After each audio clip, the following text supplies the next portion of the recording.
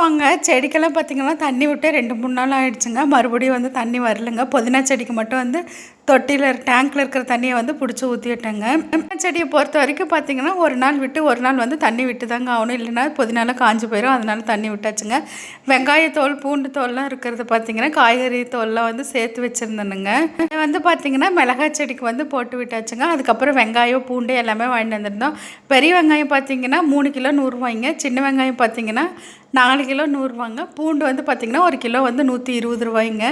கொஞ்சம் வந்து பார்த்திங்கன்னா அலுவல்லாம் இருந்துச்சுங்க. அதெல்லாம் தனியாக எடுத்து வச்சுட்டு சின்னதெல்லாம் தனியாக எடுத்து வச்சுட்டேன்.